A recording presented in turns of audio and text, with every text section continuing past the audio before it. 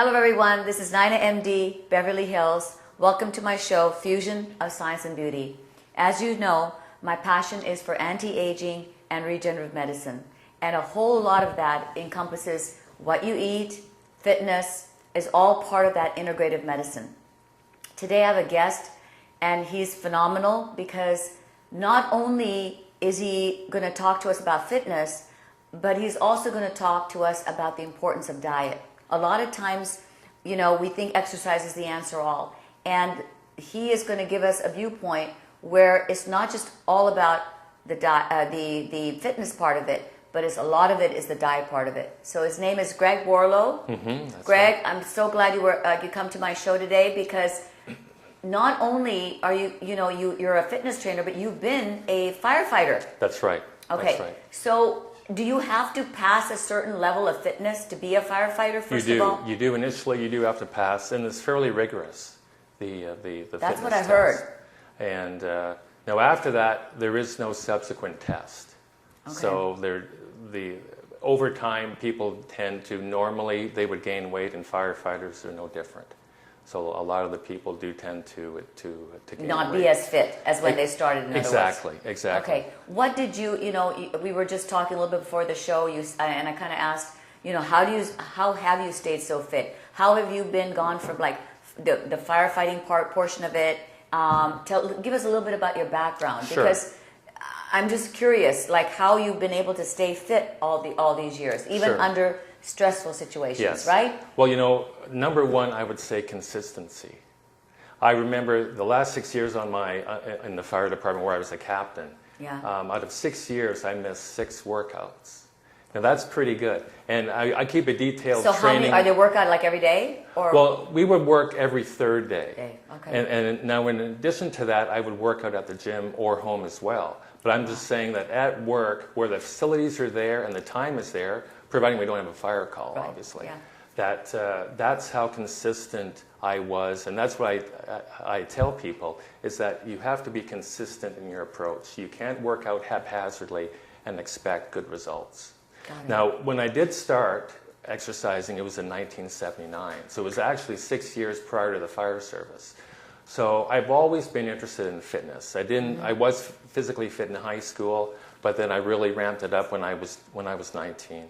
Okay. And a lot of the fitness people, like especially in high school, people sometimes, and I think that's part of the myth that I try to clear in anti-aging regenerative medicine, because we try to achieve hormonal balance. And when I talk about hormonal balance, I'm not talking about high doses, right, of hormones.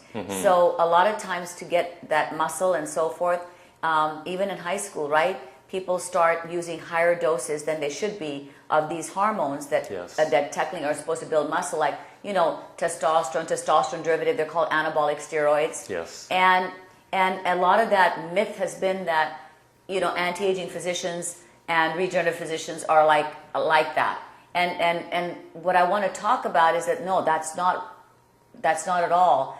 It's like maintaining a balance through your exercise, through your eating, and then as you age, sometimes we do have to replenish the hormones, but we can do it safely by keeping it in that normal range. That's right. And that is really the key thing. That's right. And I tell people, so many of the bodybuilders that I'm familiar with when I was in my late teens, early 20s, by the time they get to be in their 50s, they're either deceased or they have very little in common with a person who is fit. You would not recognize them as where they are today than from where they were in their 20s when they were competing as bodybuilders. Audience, you need to understand this because so much of there's myth, right?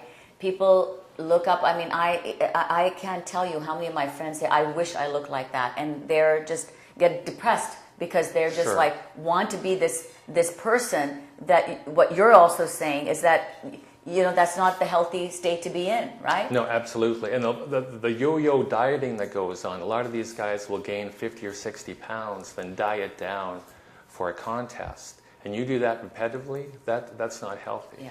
Absolutely. So my whole approach is do it naturally, eat properly. I mean, nutrition is 80%. You can exercise all you want, but if you're not strict, relatively strict. How did you understand the importance of nutrition? My mom was a dietitian, and she told me, and this is back in the 1970s, Yeah. that all the people that said eggs are bad for you, beware of the cholesterol in eggs, don't eat any more than 3 eggs per week. She said, Greg, eggs are almost nature's perfect food. And we would have 3 poached eggs or boiled eggs a day. We wouldn't have the fried eggs. Yeah, yeah. And she would tell me that the fat in eggs is as close to as perfect as you can have. And even the protein Exactly. is about 98% bioavailable, the protein in eggs. That's right. So the cholesterol we make our own cholesterol, as you know. Yeah. So she went on, and she was way before her time. I was so blessed to have both my parents. I think the dairy allergies have been increasing because there's 2 things. Number one, the type of cows. There's a difference between type A and type B milk. They're different between the cows producing the milk. So even that's different because that conferred a different type of, so to speak, antigens. For allergy buildup. And the second thing is that our guts are just not as healthy. Because we're just constantly the foods and the inflammation and so forth. So there's been, and of course the toxin exposure, there's so many factors that cause our gut to be unhealthy that deem the foods which were, like you call the near perfect foods, suddenly people, I can't take eggs, I need to avoid dairy. But people aren't understanding that their allergies are stemming from something that is really, really unhealthy. And if we fix that, they maybe wouldn't have had the allergies to begin with. Yes. Yeah. But the importance of nutrition, people cannot overestimate it. Because I think it's 80 or 90% nutrition. Wow. And 10 or 20% exercise. And you're a fitness trainer saying this. Exactly. Now, I'll give you an example. One thing that I've really discovered upon in the last couple of years, and I know you've spoken to previous guests on what 2 foods would you like to have if you had your choice. Now, normally I would say water, obviously, and a protein source like meat or a soy or a pea protein. But broccoli, for me, is an amazing food. It's a superfood. You're absolutely right. And I have it 2 or 3 times a day. And I want to explain what the genomics of that is. Actually a nutrigenomic food because it has indole-3-carbinol and DIM. And those are very, very important in your phase 1 and phase 2 detoxification pathways. So it helps to make the liver, so to speak, work better. And the second thing, what it does is it helps with all of the exposure of all of these pesticides and that resemble estrogens. Yes. It helps the metabolism of those to shift it into a favorable, favorable estrogen, so it can be, excreted through the body. And there's a huge physiological and biochemical reason that broccoli is definitely a superfood. Yeah, it's one of my favorites. You are absolutely right. And the nutrients per 100 calories in broccoli, I would put up against virtually any other food.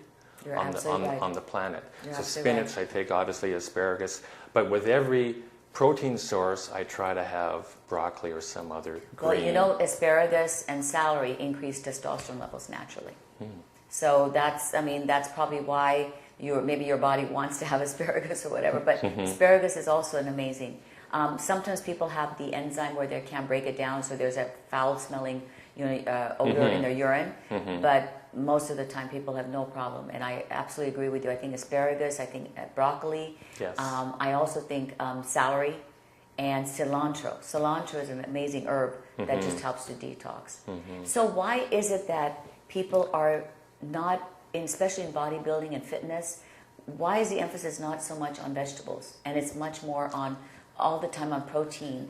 And not realizing that vegetables also have protein, right? Yes, absolutely. So can you explain that dilemma? Well, and a lot of people will say, well, I can't have carbs, but people aren't understanding what good carbs and bad carbs are, right? Refined carbs. So please talk, discuss that a little bit. Well, I think a lot of it has to do with monetary.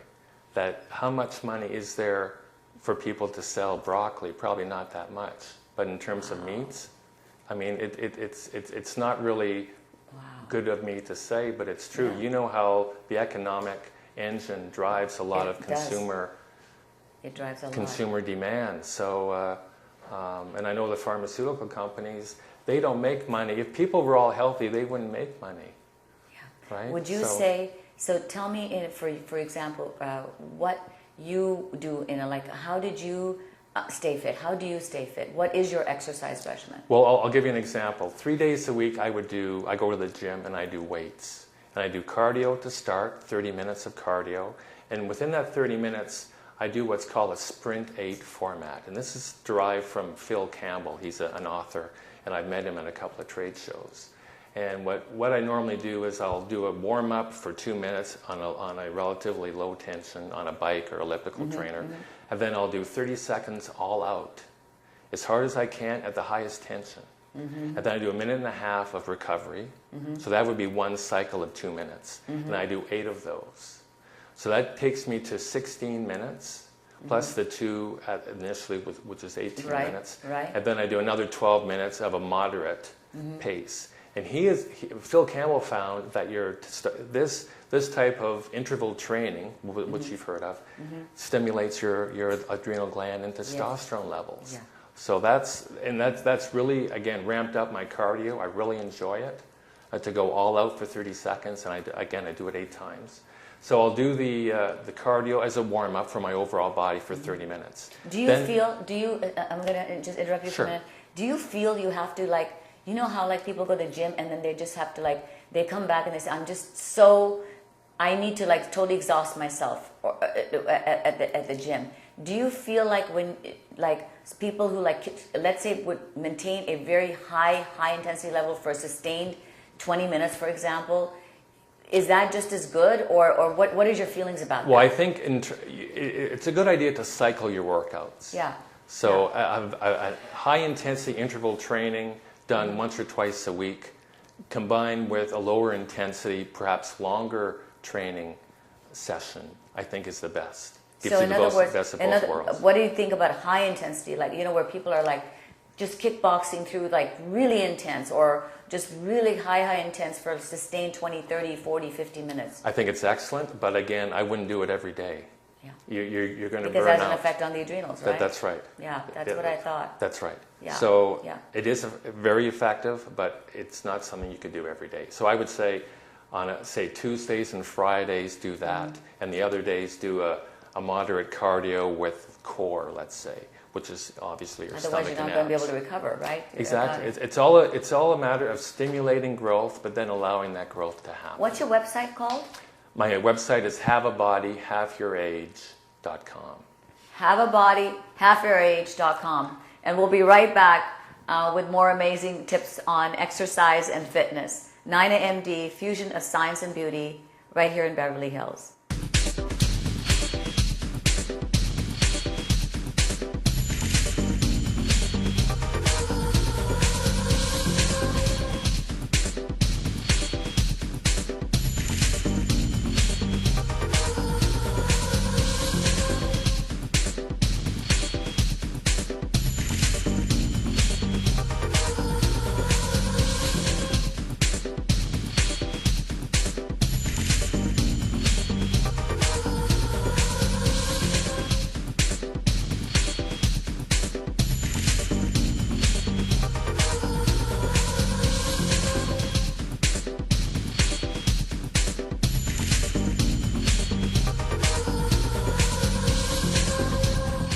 Welcome back to my show. This is NainaMD, Beverly Hills, Fusion of Science and Beauty.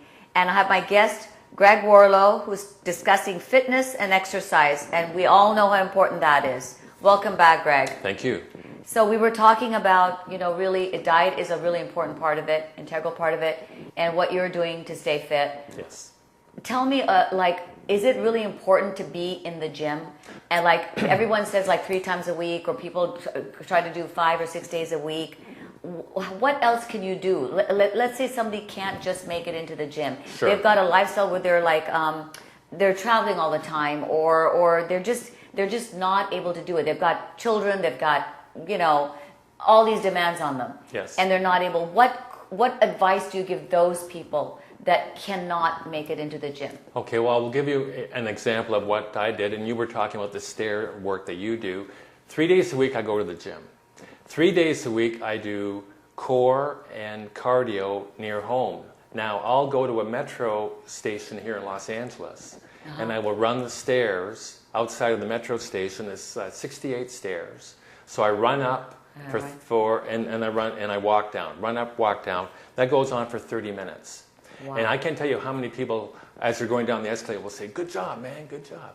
Now here's an example of I'm utilizing what is available at no cost. Yeah. So for people that say, "Well, I can't afford to go to the gym, I don't have time to go to the gym," and I do this at 6 in the morning. It's a great way to start the day. So I do that for half an hour, the stairs, then I go home and I do my core, and I do a series of exercises for my lower and upper abs and planks. It takes about an hour. So over an hour for the core, half an hour for cardio, and I'm not at a gym. I'm right at home. So it shows you people can work out at home and get a good workout. The other workouts that I do at home, I do squats for 15 minutes. And I used you could easily do at home. You easily do at home. And I remember I started with 5 minutes, just up and down. I pick a spot a little higher than horizontal where my eye line is. Right. I keep that spot and I go up, down, so my butt hits the horizontal part of the chair, and I come back up again, and I just keep going. Let me ask you this. Is it important to do it all in succession? Like, would you do your core and then you run to the metro station and then you run? Or can you do it let's say you did the metro station, the stairs, okay? And let's say 2 hours later you did your core, okay? And then maybe an hour later or maybe another 2 hours later you did your squats. Is that okay to do? That's okay to do. As long as you're exercising a certain group of muscles for a sustained period of time, correct? That's correct. But what I like to do, when I do core and cardio, I do it on an empty stomach. And that's why I do it first thing, because I'm burning fat stores when I'm exercising without taking in any food. One person told me years ago, and this makes so much sense, is that whatever you plan to do in the next 3 to 4 hours, that should dictate your nutrition needs right now. So if I'm going to work out 3 or 4 hours from now, then I'll have some sort of meal with some carbs built into it to give me energy over the next 3 or 4 hours. But you know what most people do? They have a big dinner. Yeah. Well, what do they do after dinner in 3 or 4 hours? They go to bed. Yeah. Right? So the whole idea of having a good size breakfast, lunch as well, fair size lunch, and decrease your caloric intake as the day goes on. Because after dinner time, a lot of us don't do a whole so when do you stop eating before you go to bed? I'll have dinner at 5 or 6, and then that's it. But here's another tip for your viewers: green tea. So I'm sure green tea, it not only has it has antioxidants, unbelievable, it's amazing. but it's good for the metabolism. It's good for the metabolism, and it causes me not to really be hungry. Now, it's not a nauseous feeling, but it is a suppressant. So you just don't feel. Will you drink green tea in the evenings then? Yes, exclusively green tea. Yeah, for after dinner, I'll just look at the computer or TV or read, and I'll drink green tea. What advice do you give for people who have sugar cravings? Well, I know that they have to after dinner. I hear so many of my clients will say, "I have to have some sugar after dinner. I have to eat something sweet after." Well, I remember the saying of 21 days to form a habit. So I'm not sure. You can try to phase it out within that 21 days, but for me, I virtually take no sugar. The only sugar I have is really fruit. Wow. Yeah. And if I do take something with sugar, it's unbelievably sweet. But look at me. I remember having Special K when I was a kid and putting sugar on the Special K, and my dad, I remember him saying it so clearly, "Greg, that's too much sugar." Wow. And I think I said, "Well, I like it." Right? And I had a few cavities when I was a kid, but now devoid of sugar, outside of fruit. And for me, when I put a banana on some peanut butter, that is unbelievably sweet. Yeah. So that's what I'm used to, right? Yeah. So for your people that say, what can I do? I want to have sugar. Try to phase it out. Maybe 2 times a week out of the 7 have a little bit of sugar after dinner. And over time, phase it out. So in other words, you're saying you got to phase it out. Even if you're having those cravings, you got to somehow get those under control. Particularly late in the day. Yeah. I mean, if you do have a sugar craving, for years I would have a dessert at the fire hall for breakfast. I wouldn't have it at night, the previous night when we were working, but in the morning They would say, Greg, why are you having pie and ice cream at 6:30 in the morning? I said, well, you know what? I'm going to the gym in 3 or 4 hours. This will be used as fuel. I mean, it's sort of a weird way to look at it. So in other words, what you're saying is if you have like sugar, right, you need to be able, so at least we can say, you guys, if you're going to take any kind of sugar, you've got to at least be able to burn it off in the next. You can't just like have sugar and go to bed. That's right. Right? Or go to sugar and watch TV. That's right. You've got to be able to burn it off. You've got to like get up there, maybe force yourself to go, if you've got stairs, go at least go up the stairs for, at least do it at least, for 10 minutes, a good 10 minutes to go up and down the stairs or something. So that you're able to burn and keep those insulin receptors, so to speak, sensitized. That's right. And I want to let your viewers know, I'm not totally devoid of sweet and nice things. One day a week I will have a cheat day. So if I want a cheeseburger with some fries, you're going to do it on their cheat day. Exactly. But the strictness within the previous 6 days allows me to have that cheat day, and not the other way around. You've been extremely disciplined. In other words, when you're saying you want have a body half your age.com, right? And if that's really walking the talk, then you have to be very disciplined in your eating as well. That's really the point you're trying to make. It's discipline, and it's being consistent. Well, what about all the people who say, I exercise and I can't lose weight? Well, I think that's a diet coming in.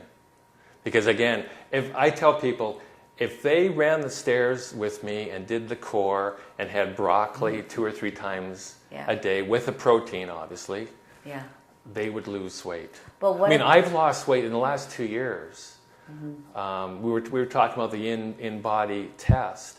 I don't think it's ever been 6.5%, and that's what it came in at. I think the lowest I've been is maybe 9%, and I'm 56. So it shows you it is possible, but I mean it does take work. What do you think of the people that are like that say, look, I can't exercise, or the people that saying I'll exercise, but I need to drink like my glass of wine, or people like to drink. Yeah, that's fine. So is that doable? Like can they exercise and still have like maybe 2 glasses of wine or a couple of glasses of wine a week? Sure. If they exercise. Yeah, that's fine. I mean, occasionally I have wine as well. But a lot of people have it like maybe 3-4 times a week. So you think that's okay? Meaning, if you exercise, that should be okay. Yes, absolutely. Again, if you exercise, but if you have wine and you have sweets, see, it's all really, everything is in context, right? Yeah. If you're suddenly taking wine and you're taking like chocolates or desserts, and then you just don't want to exercise that day, well, what do you think is going to happen? Yeah. Right? So I really think it's a lot of it is just how you put things together, right? Yes. Yeah. Yeah, and I many things I have as a reward, like I was saying with the ice cream and pie prior to a workout. My mind is thinking, well, you know what? I did that so I can have a piece of pie or whatever. I did some work earlier, and if I miss a day, like I don't work out every day. I might work out 5 days a week. And occasionally I'll take a week off here, a week off there. So I think, audience, this is the point I'm trying to really get across in today's whole topic of discussion, and that is that it's a myth to think that you need to be working out 6 or 7 days a week. And for those of you who can't lose any weight, it's really putting things in context. You could work out 3 days a week, but if you really paid attention to your diet, then you're still going to come out fine, and you're still going to be healthy. Please, I think the whole idea of this is that diet is extremely important with the exercise regimen. That's right. And you can't ignore that at all. Exactly. You can't just go to the gym and exercise, 7 days a week and wonder why you're not losing weight. You better start looking at what you're eating and writing everything down and seeing how you're eating it and when you're eating it. That's right. Exactly. When you're eating it. Exactly. I tell people, diet and exercise, it's not 1 + 1 = 2. It's 1 + You wrote a book. Equals 4 or 5. You've written a book too, right? What's the name of your book? Well, I have an ebook, so they can get in touch with me on the website, and I can respond to them, and we can discuss. What's the name of your ebook? Well, it's haveabodyhalfyourage.com. So everyone, please visit that website. I've just had an amazing time, talking to you, because again, it's like exercise is like key, but but now to know that the diet and when you, and I think the pearl here is when to eat those sweets. When, That's right. And you know, be sure to exercise within hours of eating those sweets. That's Or right. if you did do, let's say, a 1,000-calorie workout, you can afford to have maybe a 200-calorie or 250 or 300-calorie dessert that day. That's right. You know, so it's all about how you're mixing and putting things together. That's right. Yeah. And the whole idea, it's got to be fun. So for There me, you go. my passion is weight training and it's fun doing for you. cardio. It's fun And for you me. love it. Exactly. But for some people, it might be squash, tennis, Yeah. golf, whatever. So do what's So- fun and do what's Exactly. fun. Make sure you pay attention to when you do things and how you take the foods, and really it's all back to common sense, isn't it?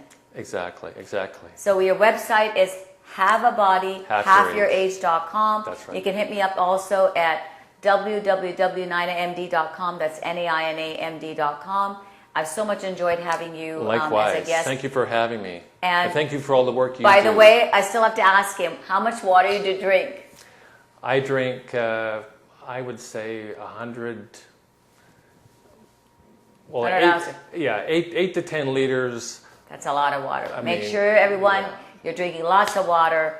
And this has been a great show. Diet, exercise, utmost importance. Diet more so than even exercise. That's right. It's 80%. 80% diet, 20% exercise. There you go. This is NainaMD right here in Beverly Hills. Fusion of Science and Beauty. It's been a great show, and we'll be back next week with another great show.